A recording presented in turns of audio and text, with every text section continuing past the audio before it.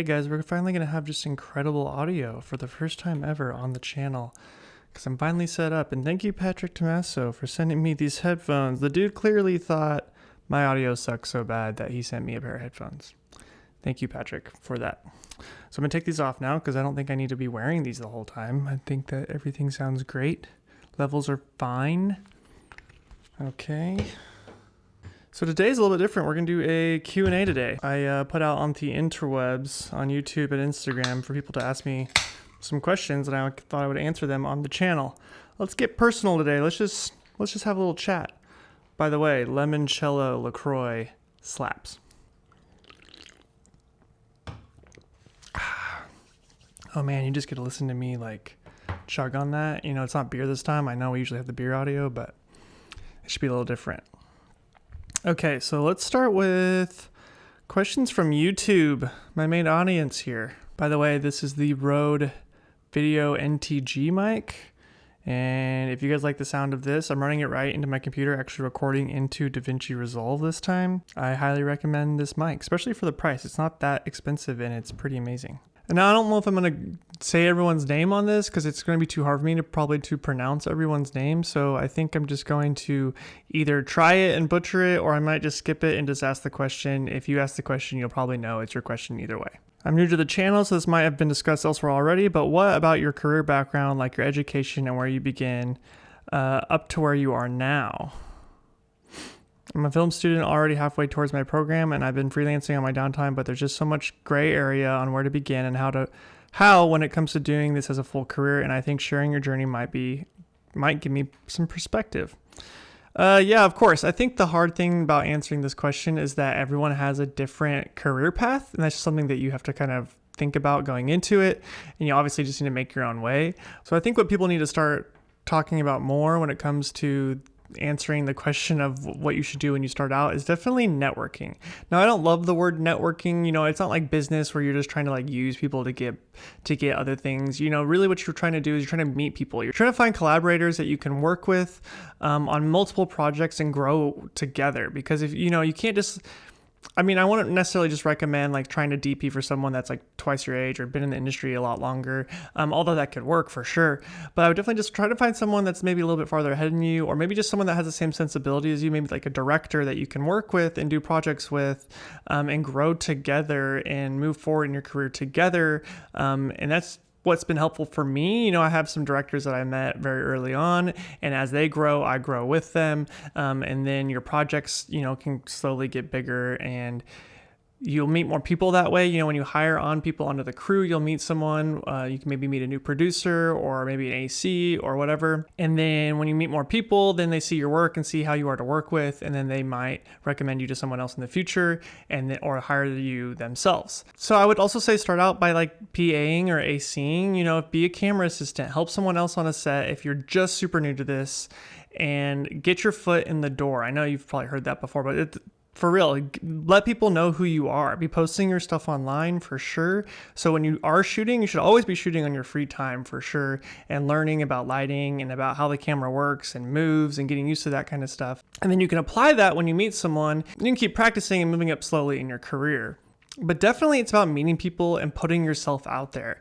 Even if your work isn't that good, you should be learning and putting yourself out there so people actually know that you're doing this type of work, and so they can you can be on top of mind when they need something like this done. You may never know where your next gig's going to come from. And something to also think about is when you get one gig, you're going to get another gig because of that gig, or maybe two gigs. It's a good rule of thinking. So don't just start, you know, you want to put yourself out there and actually do some work and not turn down gigs because it's not your style. When you're first starting, I would just take as many gigs as you can, and then you'll start to learn what kind of gigs you do want to take once you've sort of built like a network and a clientele that you can work with, and you can have the ability to actually turn down gigs. I'm actually at the point now where I don't actually take every gig that I'm called upon. Like right now, I've made it very specifically known that I don't want to do like event work anymore. I'm not going to just take my camera out and just shoot events. And there's nothing against that, but that's just something that I'm not trying to do anymore. I'm trying to really focus on my commercial cinematography, and I'm really trying to get into narrative cinematography as hard as that is in the Midwest, I'm still trying to do that because it's something that I really want to do. And something to, and obviously something to think about. You're not going to be just making bukus of money right out of the gate. So you probably want to have a side job that you're doing while you're getting going. And then eventually you can let the freelance career eclipse the other job and money wise. And then you can quit that job and then keep moving forward. It seems kind of obvious, but it's not. I think people just kind of want to jump right into freelancing. But I think that you'll find that the money won't come immediately and you'll get more, disappointed by that, and it'll actually slow you down because you don't have money. But at some point you definitely don't want to be slowed down by the other job either, so you need to find that balance, and you need to find when that time is that you need to quit that other job and just start focusing just on your filmmaking career. I'd love to know some of your go-to lighting setups for talking to the camera, parts of your YouTube. This is from Nigel Barrows. He has a YouTube channel as well, I believe. And maybe share some thoughts that huge shoot-through umbrella. Well, that's actually what I'm lighting myself with right now. And if you watched my last video, I think, I'm shooting these videos pretty close to each other. So actually in the last video that is put up, I actually talk about that umbrella extensively. So I hope that helped you, Nigel. But yeah, I just usually try to make it look like controlled and lit, but still like fairly natural. And I'm always currently I'm just shooting for anything that looks cinematic. And I don't mean cinematic like what everyone else calls cinematic on YouTube. I mean, I'm talking about like something that just looks like a movie. Like now my focus is try to shoot, I like the widescreen look a lot unless I'm doing something more like vlog-ish. And then I'm trying to get like my skin tones exposed in the right area where it just looks like a movie, and I'm trying to focus on that because I'm using these YouTube videos as a way of, it's a kind of a creative practice for me. So when I start shooting more narrative stuff, I can have more a sense of how I want things to look and how to achieve that because I've been practicing so much on YouTube. So right now, this isn't exactly cinematic, but I'm using that umbrella. The camera's actually pretty far from me. I'm on a 35mm lens on the Ursa Mini. This time I'm trying to use the Ursa Mini a little bit more because that's a camera I'll probably use for narrative unless I purchase a new camera soon, which maybe we should talk about. I am on the market. I'm just always looking. I'm always looking for the next camera. I just want to keep my quality up, and so that's why I'm using the Ursa Mini more right now, just to keep playing around with those bigger file sizes and the higher dynamic range, and to really dial in my look on this camera in case I can have a chance to shoot a narrative project soon. And actually, I think I might start a short film series or something on the channel where I start to write short films and then shoot them and then break them down on here. Let me know in the comments below if that's something you want to see, because I think that'd be really helpful for practicing as well. Yeah, so this kind of goes back to the other one. This is from Darnell Banks. Do you choose projects aimed at where you want to be in your career or based on your financial obligations? How would you balance the two? So at the end of the day, you got to pay the bills, you got to feed yourself, and you need to invest in your career. So if you need to buy more stuff, you might need to just take some gigs that aren't important to your career. But when you're starting off, you probably, you need to take a lot of gigs. You need to work on a lot of different sets, and you need to use the cameras and get familiar with all the gear. So it's okay to shoot anything really. I mean, from weddings to events to commercials to, whatever, shoot photos too, really figure out how to make a good image and to get where you're at a point to where the camera is no longer the thing you're focused on and how to use it, and you're really just focusing on the filmmaking, and the camera is just a tool that you already know how to use in order to create a better product in the end. So yeah, I definitely take gigs that are not perfect for my career. Like I said a couple questions ago, I'm trying much harder to turn down gigs that are really just going to waste my time, and I'm not going to do it just for the money anymore. I want to try to do stuff that is more important to my career. And you're right, it is a balancing act. I think that you kind of need to know how much money you need to live. You kind of just need to pick and choose what makes sense for you at the time, but you should definitely have a goal. In my opinion, I still have goals, and I still am trying to meet those goals. And at the same time, shooting video for a living, I think, is the best career you can have. And I'm a little biased with that, but come on, we get paid to shoot video? I mean, that's amazing. So I'm never going to be super sad at the end of the day if I'm shooting something, because at the end of the day, I'm getting paid to do something that I love very much. And there's not a lot of people in the world that can say that. So keep that in mind always too. Definitely be grateful for any gigs that you get. But at some point, yeah, you'll want to definitely turn down the gigs that are a waste of your time and are taking your head out of a space of getting better at the thing that you actually want to do. Speaking of paying the bills, let's talk about today's sponsor, Squarespace. Squarespace is an all-in-one platform to showcase your work online. Squarespace makes it quite easy to customize and display videos and photos on your website. You can choose from one of their many pre-designed website templates, or they provide the tools to build your portfolio from the ground up. As a creative, I bet you want that kind of control anyway, and Squarespace can definitely give you that. Having an easy to update website and portfolio is essential when it comes to making a career in film and video, so if you're looking to grow your presence online, do it with Squarespace. Click the link in the description to learn more and save 10% off your next purchase. Thanks to Squarespace for sponsoring today's video. This is more like a challenge question. How do you create cinematic soft lighting in a small under 7 foot by 7 foot room with white walls and ceiling like a small study or a bathroom? This is from Odd Creative. I mean, if it's all white walls, you turn on a light immediately, it's going to bounce all over the place. You're going to have no control of the light.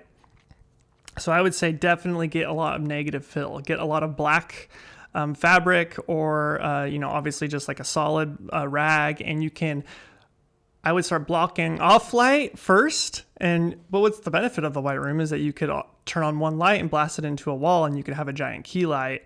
And then you could put negative fill in different other parts of the room to control the spill of that light. Maybe actually you might want to invest in something like an egg crate for your light, or like right now I'm using this umbrella.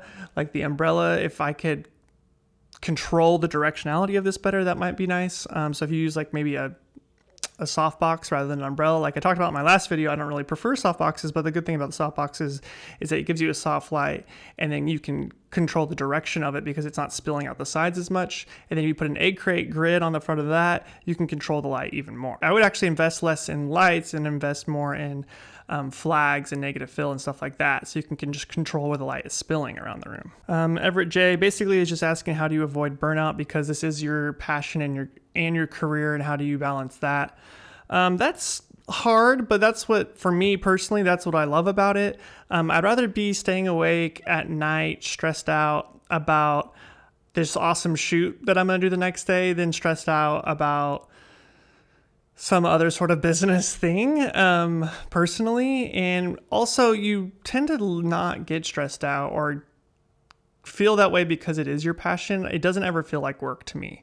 I'm excited to shoot. I'm excited to make these YouTube videos every time I do, because it's something that I'm passionate about, and it's just fun for me. I would be doing this regardless if I was getting paid for it. The burnout thing though, no matter what you're doing in life, passion, even if it is like your passion, it can still get in the way of you taking a break. So personally, I take that very seriously, and I make sure every Sunday that I don't do anything. Basically, I know it sounds silly, but I work a lot. My wife and I also own a French macaron and coffee shop, so I'm thinking about that as well. And then I'm thinking about YouTube, and I'm thinking about my shoots.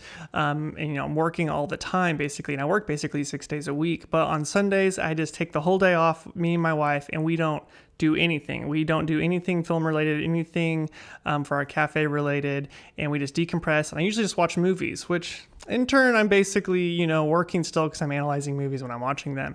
But it's a way of resetting, recalibrating, and getting back to like that center point of like knowing what you want in life. Even if it is every week, you need to reevaluate and not just keep taking every project that's coming at you and be like, what are my goals here still? And I would just stick to those goals as long as possible. Basically, this person is just saying when the Canon 5D Mark II came out, it kind of changed the whole industry, and now camera companies are trying to, how to do a lot more to get innovative, because everything kind of changed at that time. And that's the era I grew up in. My first camera was actually a Canon 7D. So that was just right after the Canon 5D Mark II.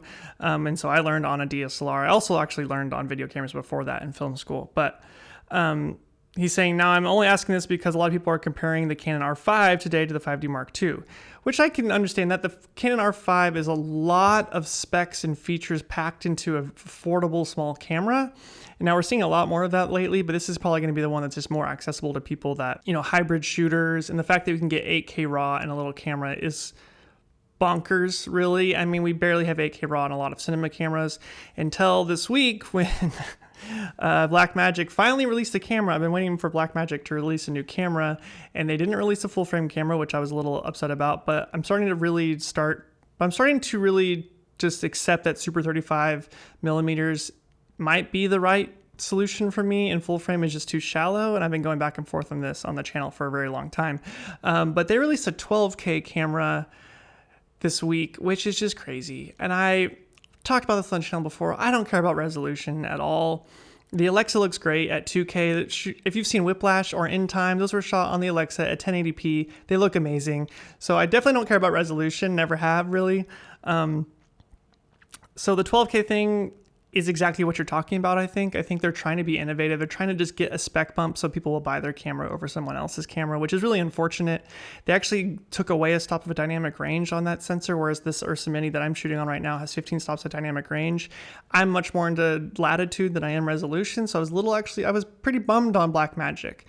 Now, I play with some of the footage. It looks really, really nice. So maybe there's something to be said once that camera actually comes out and I try it. Maybe I'll change my perspective on that. But yeah, people are gonna it's a spec war, right? And I think that everyone on this channel knows that I don't care about that. And that's why I take these small, inexpensive cameras and I try to create something that still looks like a movie regardless. And you can do that. I promise you can. Pay attention to your lighting and your lenses and your storytelling more and stop worrying about the Ks. I cannot believe that I'm still saying just stop worrying about the Ks when we've been having this conversation for like 7 years now. I will definitely get the Canon in and I will review it, the R5. Not sure if I'll review the R6 or not, maybe. But I'm just gonna tell you right now that I'm already gonna go into it with a bias of not really giving a crap about the 8K. I'll probably shoot in 4K anyways. But we'll see how the image looks. I guarantee you that camera still doesn't have more than 12 stops of dynamic range and I probably won't want to buy it. But famous last words, we'll see once I get the camera in for testing. If you had all the money in the world, what camera and what lens set would you buy and why? Well, I'd buy an Alexa Mini LF without a doubt. And I would probably get a set of Canon K35s, which are very similar to my vintage lenses that I always shoot on the channel, which I did a whole video over. If you haven't seen that, check that out. Because it would be just a good mix between having decent resolution, full frame, which gives me more options to crop in if I want to, or go wider if I want to, get shallow depth of field if I want to. It's better in low light. The LF is a much smaller camera. And the reason I would do K35 is just because I like the vintage look. So that would balance out that like high-end camera with a little vintage glass on it, rather than using super sharp glass like Master Primes or something like that. So really it's not much different than what I normally shoot on, because that's just kind of where we're at with technology right now. Including lighting ratios in your lighting tutorials would be appreciated. So for me, lighting ratios are something that's nice to think about and have a plan when you're going into a location. But really it comes down to like how the image looks. So maybe if the ratios aren't perfect, but if the image looks good, then the ratios don't matter. So maybe I could talk about that a little bit more. Maybe I could get a light meter in here and start doing that. But I don't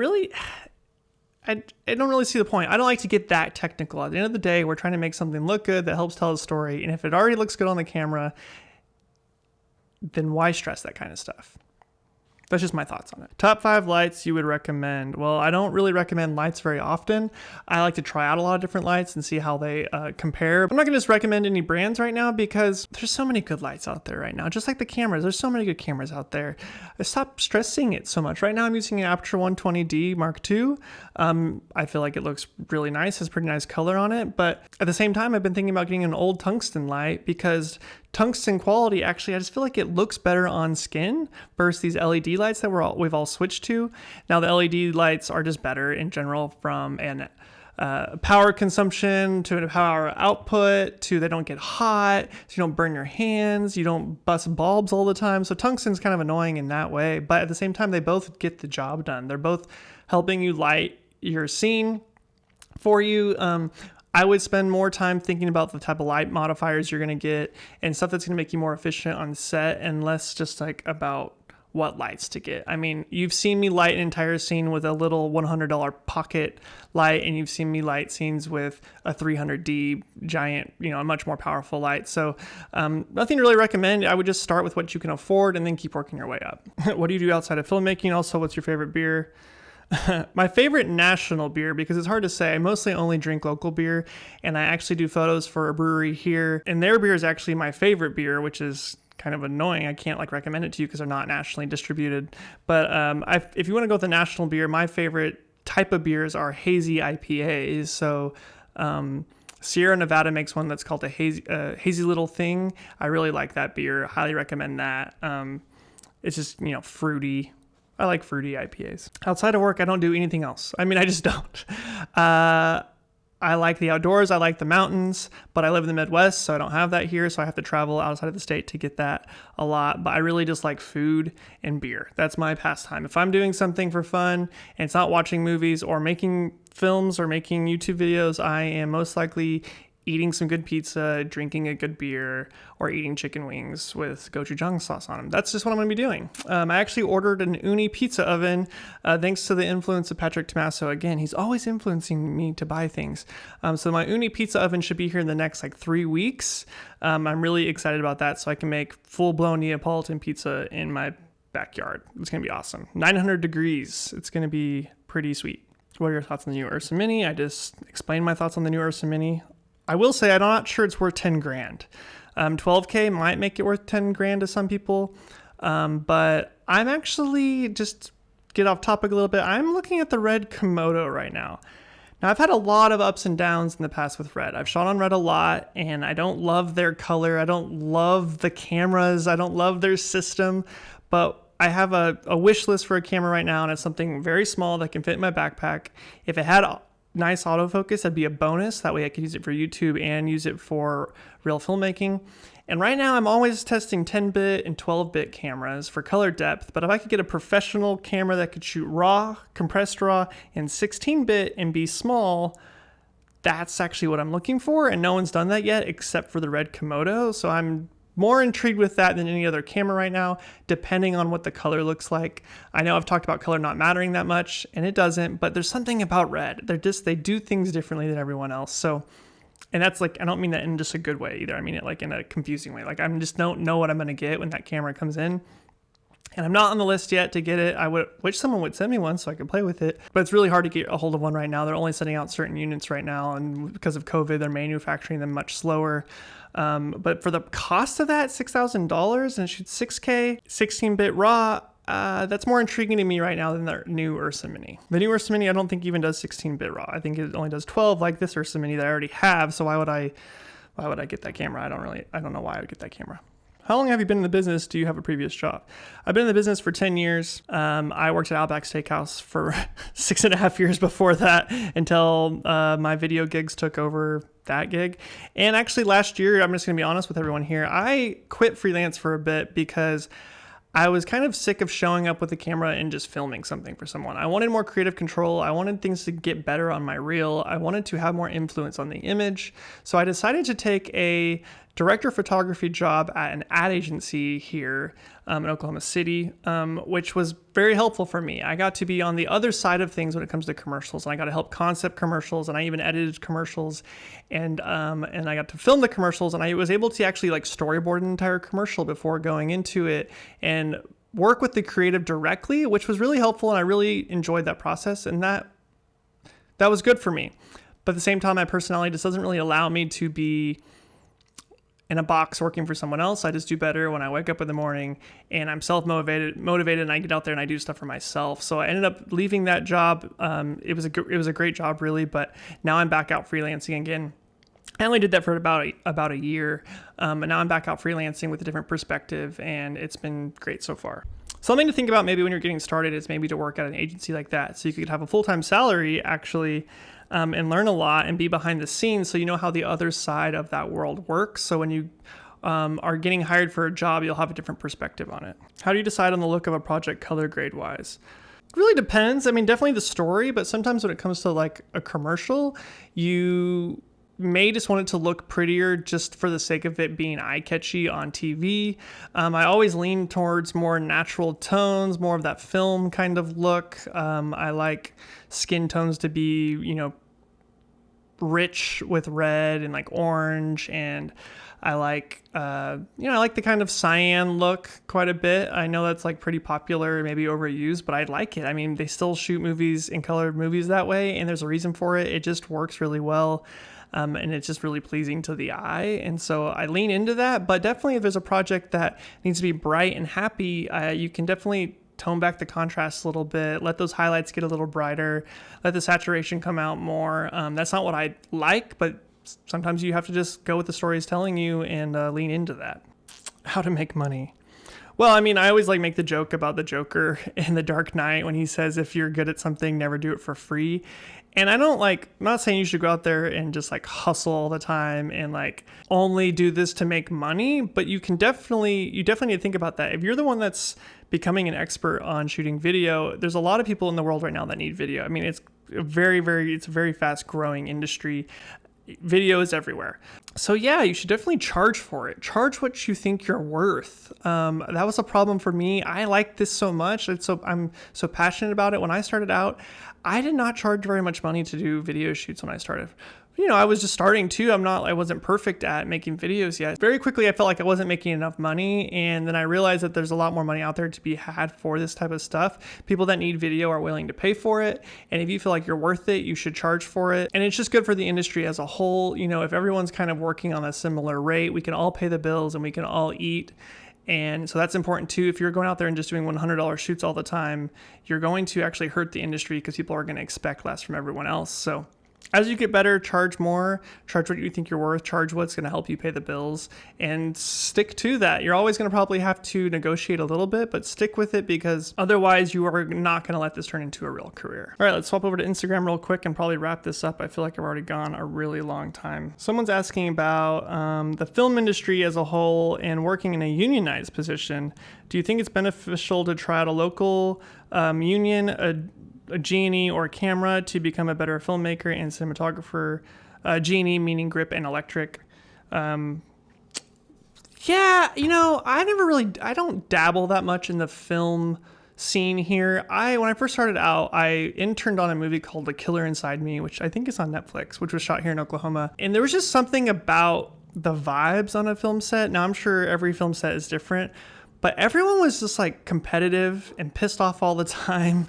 And the whole mentality is basically hurry up and wait. So you're basically like sitting around until it's time to do something and you need to do it as fast as possible to get it done and to be efficient. And then you sit around some more.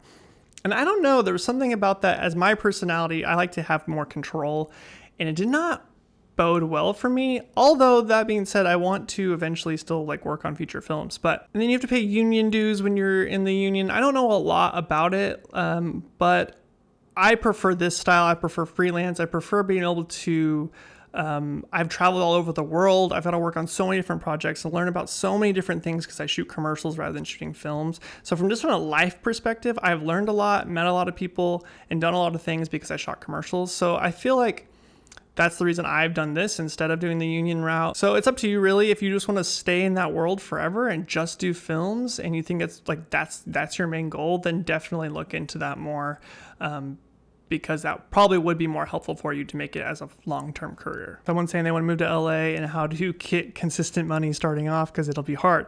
Like I said, just meet people, own a camera, definitely buy a camera. Don't get into a position where you can't go shoot something when someone asks you. Put yourself out there. Like I said before, you can definitely turn it into a career. You just have to, it just takes time, and you don't think that you're going to start paying all your bills within the first year, because I just don't think it'll happen. Even in LA too, there's a lot of work out there, but it's also saturated. There's a lot of people in LA that can do what you do, and that's something that you need to think about. That's basically why I've never moved there. How can we learn to use cinema cameras like Red, Arri, Sony, etc.? Rental houses? Yeah, totally. A good way of doing that is to find a project that you're getting asked to shoot and sacrifice some budget to get a better camera. That way you can actually get your hands on it. It could be a camera assistant, and you can try to get on a job where the DP maybe is a little bit higher level, been in the career longer than you, and request something like an Arri Alexa, and then you could camera assist with it, and so you can kind of learn the ins and out of it without having to actually rent it yourself and shoot on it. Or just spend a little bit of money and rent one yourself, take it out for a weekend, and invest in yourself and learn how to use the camera. I think it's a great way. Maybe come up with a project that you've been wanting to shoot and then find some money to rent the camera that you want to learn and use it on that shoot. You have to get your hands on with these things or you're not going to know how to use it. Okay, well, I think that's it for the questions. I hope that this was kind of different, a little Q&A, sit down, talk to you guys. I hope that was helpful for some of you. Definitely keep the questions coming. If you DM me on Instagram, I'll probably respond to that. I try my best to respond to anyone that asks me a question on there, or you can obviously message me on YouTube. I'll start to do more of these Q&As maybe in the future, or maybe do some more live streams so we can kind of talk one-on-one. I think it's fun to get to hear what you guys are asking about, so I can get a different perspective on what I'm teaching, and I think it's just really helpful. I wish that there was more resources like this when I was starting out. And so I'm glad that I can be here to give back to you guys. So until next time, guys, I'm Spencer Sakurai. If you like the video, as always, give me a thumbs up. And if you love the video and you haven't already, subscribe to the channel. Until next time, guys, cheers.